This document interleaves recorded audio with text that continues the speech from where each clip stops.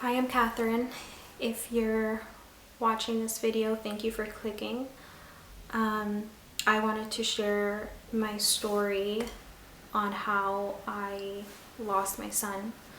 So I was recently pregnant and I lost my son in the second trimester due to PPROM, it stands for preterm premature rupture of the membranes, otherwise known as breaking your water before full term, and also an incompetent cervix, which means a short or weakened cervix. So as soon as this happened to me, I was going crazy researching every single day, trying to find videos.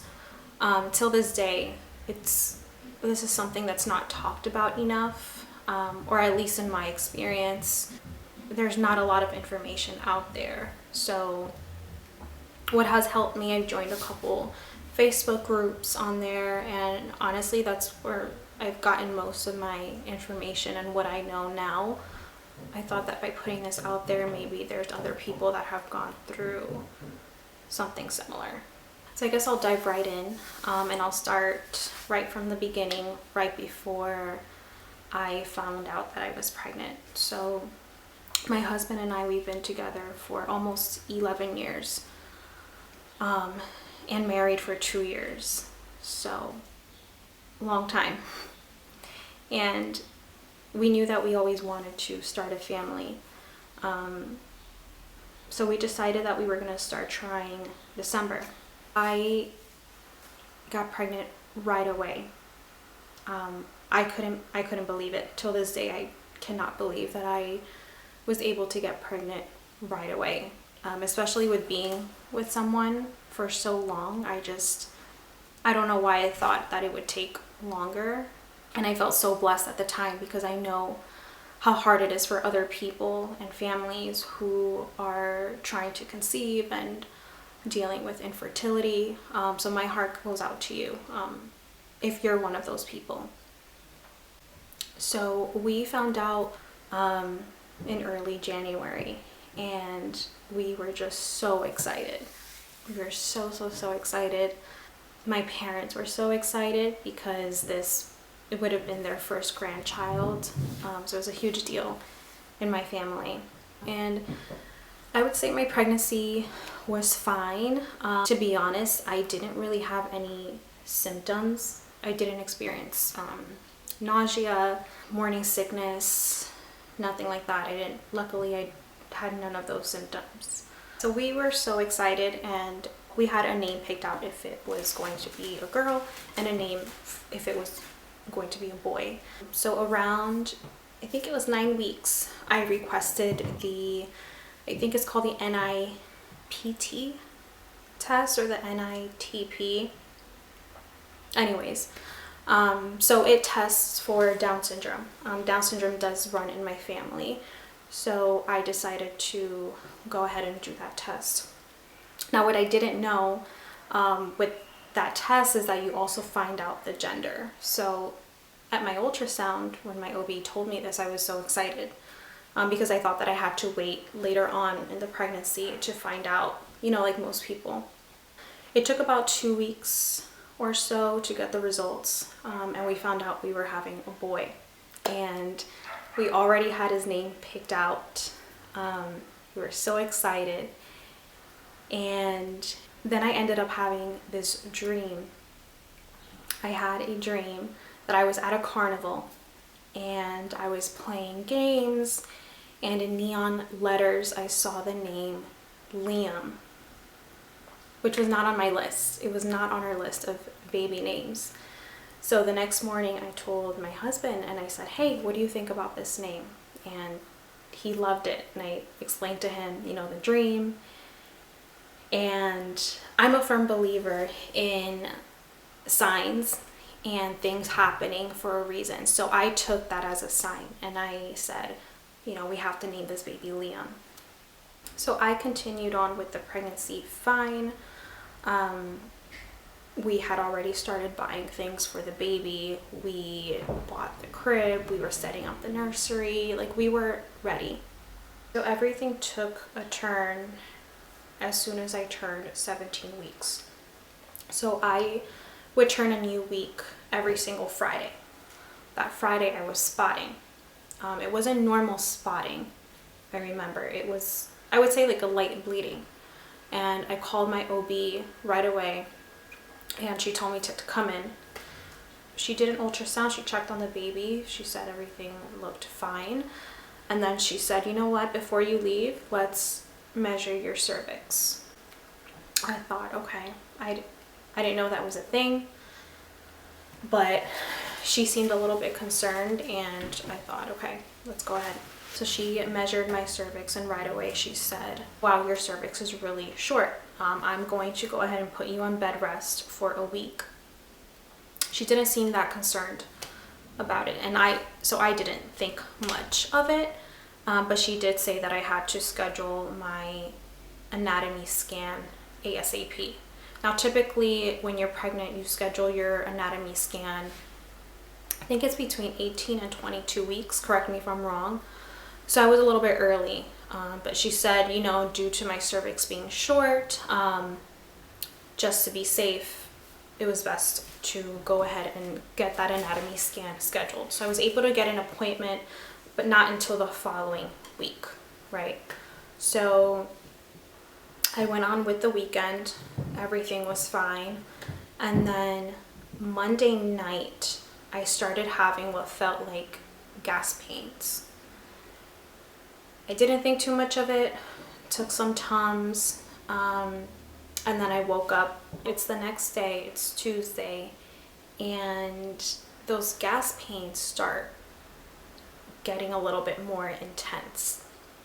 And I'm doing research, and I come to the conclusion, you know what, this is probably Braxton Hicks. So yeah, that Tuesday, as the day goes on, these Braxton Hicks, they start getting closer together. And now I'm getting worried. I called two of my closest friends that are pregnant and my cousin, and they're like, yeah, no, that's not normal. Like, we've had Braxton Hicks, but not to that level of pain. So I'm freaking out and I'm sobbing, and I'm just thinking the worst. So I call my OB, and she's not in that day, but the secretary tells me, you know, I'll let her know what's going on and you should hear back from us right away. 30 minutes go by, I don't hear anything. An hour goes by, nothing. So I call back and I'm telling the secretary, hey, listen, is there any update? Is a doctor there? Can I speak with her? They're like, no, yeah, we did speak with her. Mind you, they haven't called me at this point. And she says just to lay down, take Tylenol. So, you know, I end up taking the Tylenol, but that doesn't end up doing anything. I decide, okay, I'm gonna go to the hospital. I'm gonna try to be as detailed as I can because everything is kind of a blur till this day. Like, leading up to everything, I just feel like everything has been a big blur. So I'm gonna try to be as thorough as I can. So I get to the hospital and I go to the emergency room and I'm telling them what's going on. Like, hey, I think I'm having contractions. Because at this point I know it's contractions because I started timing them and they were about 10 minutes apart and consistently. It wasn't inconsistent at all. It was very consistent. And they wheel me in.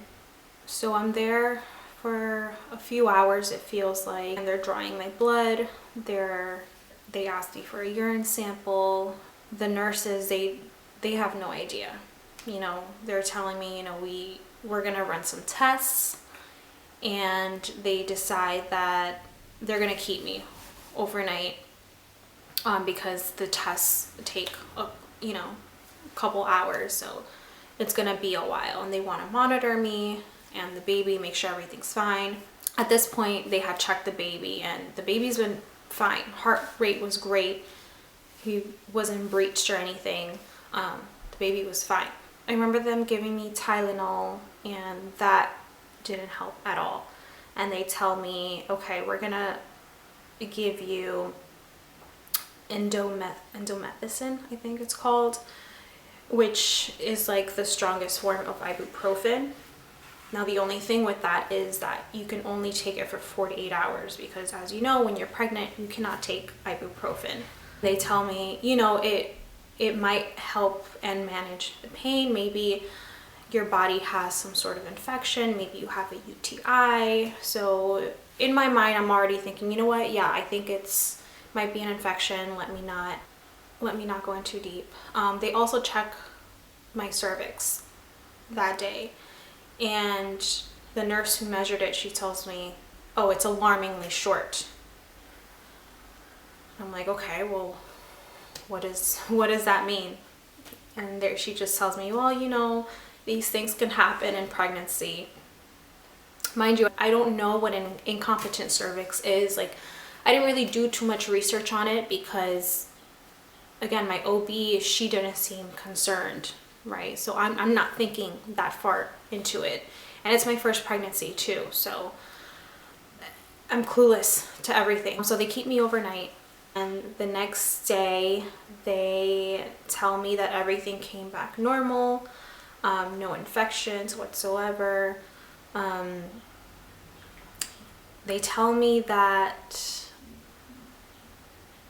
I'm probably not emptying my bladder. So they do prescribe me progesterone suppositories for the short cervix, and they tell me it's supposed to help strengthen and thicken the cervix, and hopefully, you know, that'll get better. And then we'll know a little bit more after your anatomy scan, which again is scheduled for the following week. So I'm like, okay. And they just tell me, you know, take it easy, you know, modified bed rest for the next 2 weeks. Basically what my OB told me. And at this point I'm feeling fine. Like, the contractions are gone, but this is because of the indomethacin. So yeah, they discharge me, and I go home and I'm fine. Then in the middle of the night, the contractions. I don't know if I specified, I don't want to be all over the place, but it's Wednesday, and I'll never forget this night, because leading up to that night I hadn't felt my baby move, and it was something that I would, you know, complain about to my girlfriends. You know, I haven't felt the baby. This night during the contractions, I'm just sobbing, and I'm praying, you know, with my husband, and we're listening to music, and I felt him kick for the first time. And the song that was playing at the time was Here Comes the Sun by the Beatles. And I told my husband, this is his song. You know, I dedicate this song to him.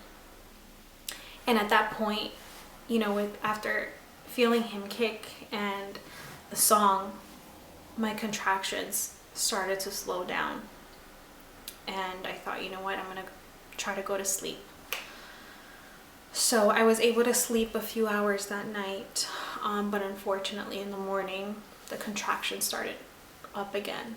And they were just like one after another. I mean, I want to say they were like a minute and a half apart, so I was getting really worried. And these contractions were so painful, like the worst pain I've ever felt in my entire life. I don't even know how to describe the pain, and my body's feeling so weak because, you know, I'm dealing with these contractions every single day.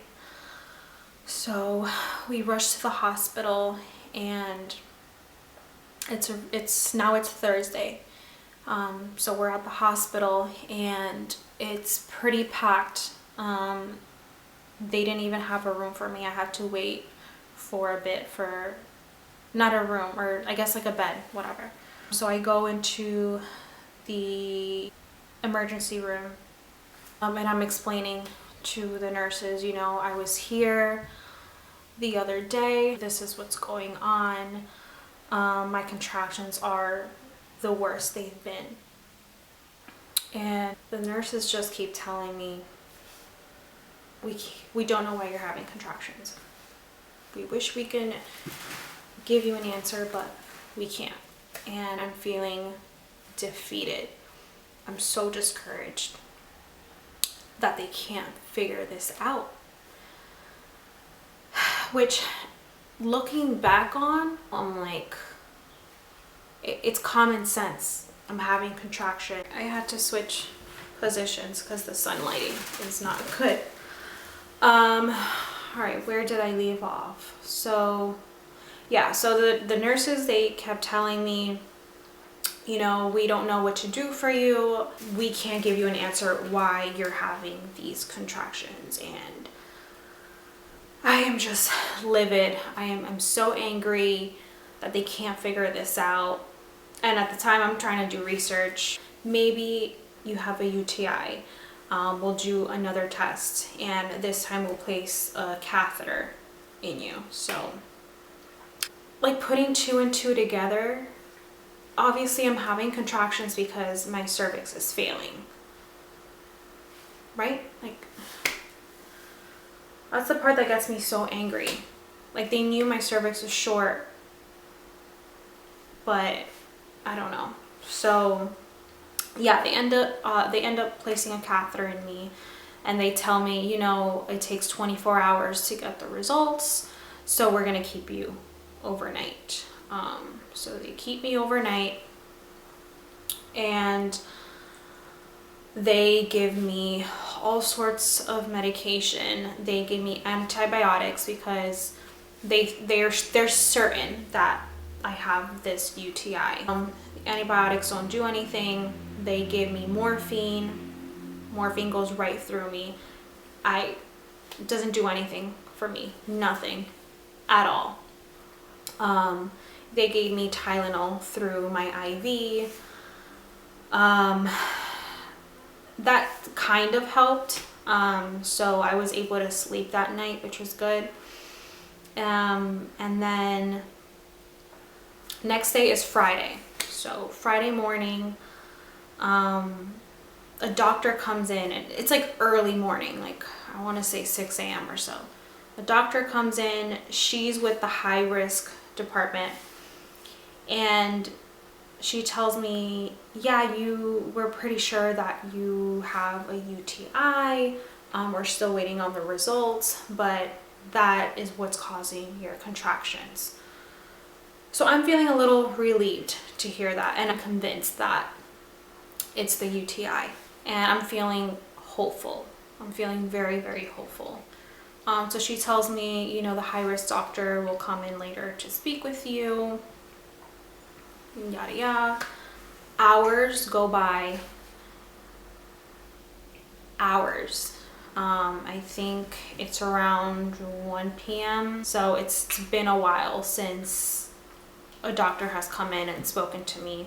So the high risk doctor comes in, and again, he's just telling me, we don't know why you're having these contractions, and you don't have a UTI. We ran a bunch of tests. Nothing seems to be wrong. I don't know what to tell you. I can't give you an answer. And I'm just crying because I'm like, well, I just want my baby to be okay.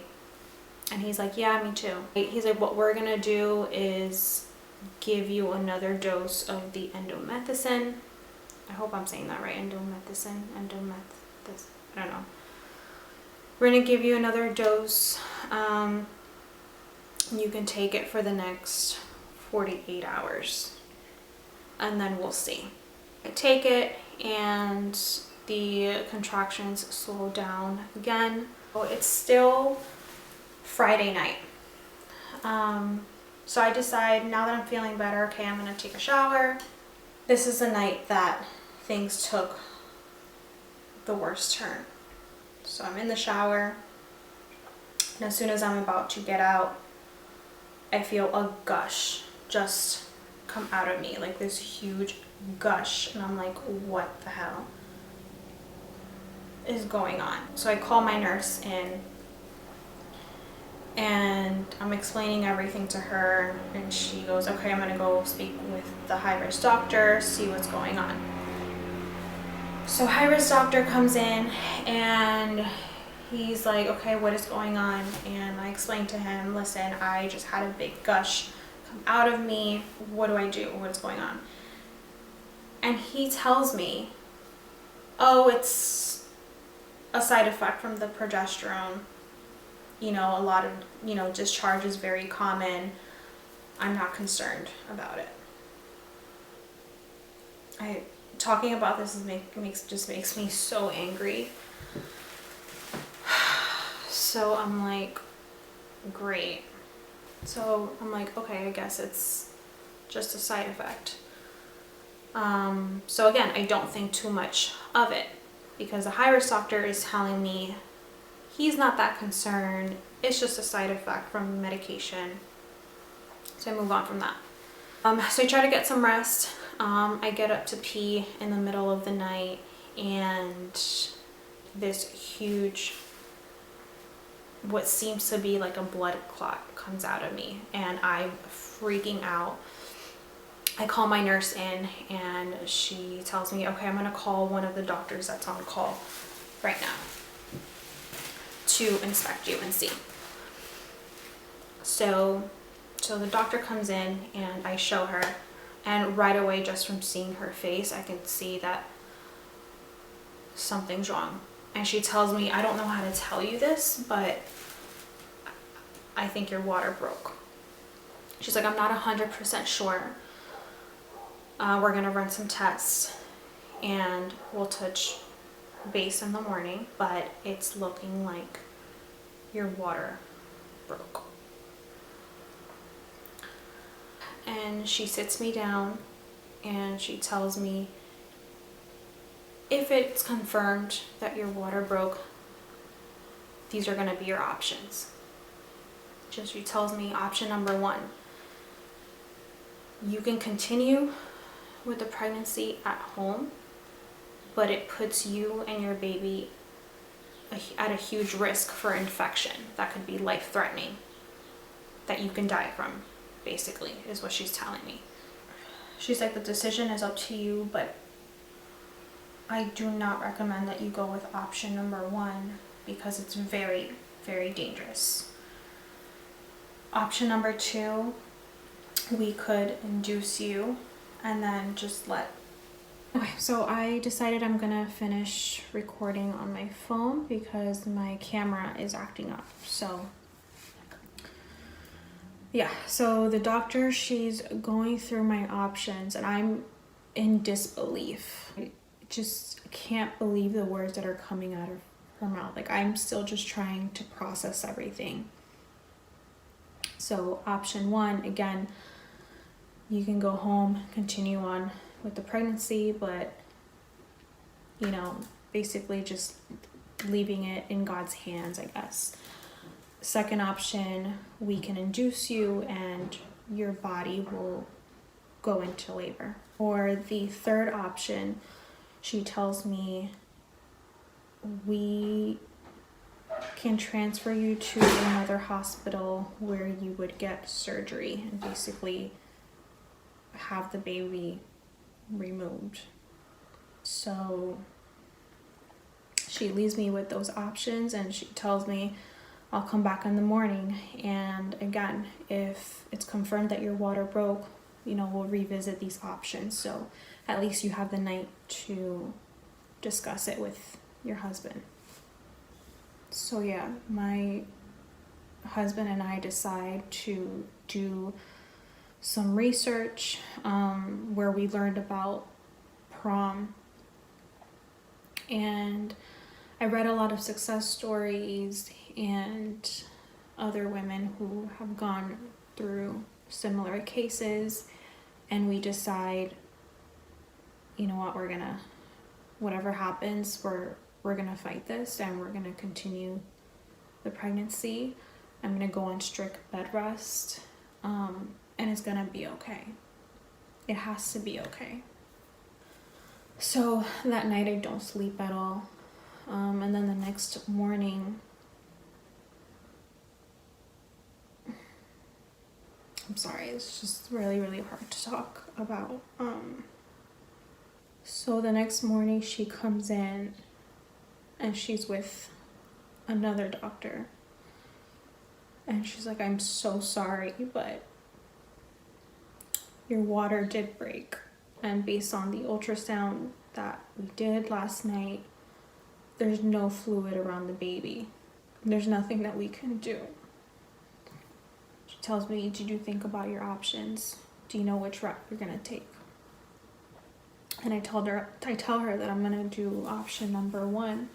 And let me just backtrack a little bit and explain why they give me options number 2 and number 3. I don't know how it is in other countries, but in the US, a baby is only viable at 24 weeks.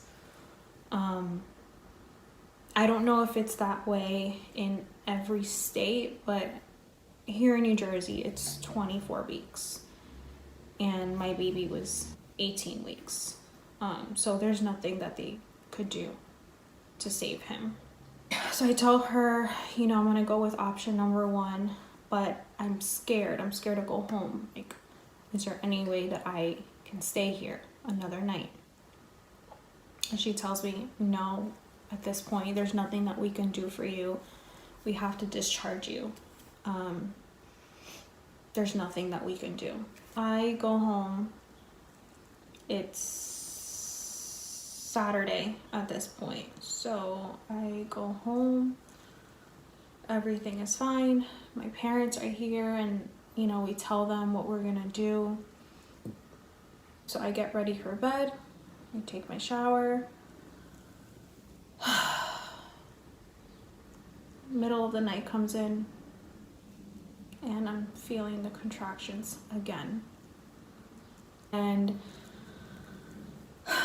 this time around, I feel like I'm gonna faint. Like my body's giving up. It felt like. So I look at my husband and I tell him, I can't do this anymore. I think this is it. So I think we're gonna have to go with option number 2 because my body can't take it anymore. I tried, but I feel defeated. And I tell my parents and my mom's crying. And, they just tell me, we'll get through this as a family. It's gonna be okay. It's gonna be okay. So I go to the hospital and, we call the hospital first and we tell them, hey, listen, I was just there. I want to be induced. So they tell me, okay, we'll be waiting for you here. So we get there and I go to labor and delivery. A nurse comes in and she tells me, my name is so-and-so and, this is what's gonna happen. And she tells me, I'm so sorry. I'm so sorry about this and that you're going through this. I'm gonna check your cervix just to see where you're at. And we'll take it from there. So she checks my cervix and she tells me, you're dilating. It's good that you came when you did because your body is going into labor right now. So they give me medication to be induced. They tell me, relax, take a nap, and you should, and then once you feel pressure, let us know. So about 2 hours go by and I start to feel the pressure. And I call my nurse over and I tell her, and she's like, I don't know, it's a little too soon, But I'm like, no, I feel his head, basically. She tells me, okay, it's time.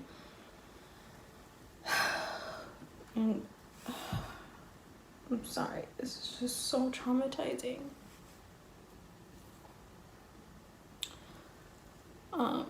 So she tells me to push, and he comes right out. And as this is happening, she's telling me, you know, do you want to see him? Do you want us to take photos?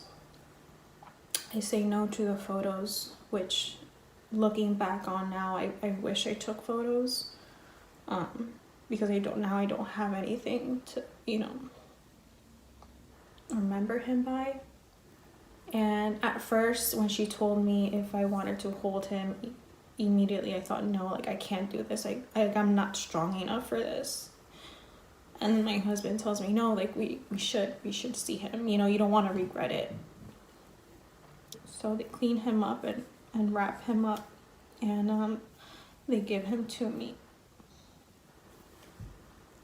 He had his hands on his face like this, and you know, most of the ultrasounds of him, he had his hands on his face. So I thought it was really cute. They tell me, you know, take your time, you know, as long as you want. And he was just so cute. He was small, but he was so cute. I don't know how to feel at that moment. Like, I'm angry. I'm angry and sad. So I just tell her, just take him. I don't want any pictures. So yeah, that was April 18th, and I had just turned 18 weeks. Worst day of my life. But like I said, I wanted to put my story out there, and in hopes that, you know, there's other people going through something similar.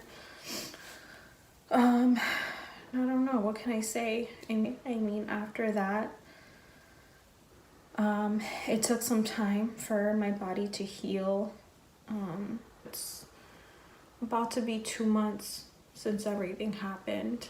And I'm still dealing with it, you know, every day. I did meet with a maternal fetal medicine doctor. I won't be going back to my old OB, and I for sure will never go back to that hospital where I delivered Liam. I met with this doctor, and he basically told me, you know, based on everything, you know, you do in fact have an incompetent cervix. Should you decide to get pregnant again, what I recommend is a preventative cerclage, which basically is when they stitch your cervix. So he would do that at 12 weeks. There's no guarantee, because there's no cure for an incompetent cervix, but the success rate is high. So obviously I'm terrified, and this is something that I am still dealing with. I'm just taking things day by day and allowing myself to feel. I got this necklace that says Liam. I actually got this before everything happened. I actually bought this the day after I had that dream with his name, and I've been wearing it every day since then. I miss my baby boy every day, and there's not a day that goes by that I don't think about him. So yeah, that's my story. If anyone out there has gone through this, I'm so sorry. Just know that you're not alone. Just know that your feelings are valid. For the longest time, I kept blaming myself for everything and just feeling angry, replaying everything from the hospital in my head every single day, and I just wanted to forget everything. Until recently I decided, you know what, I'm just gonna let myself feel, because the more I hold everything in, the worse I'm going to feel. So I'm just going to cry it out and know or hope that there's light at the end of the tunnel. You know, that's all we can all hope for. Yeah, thank you for watching my video. Bye.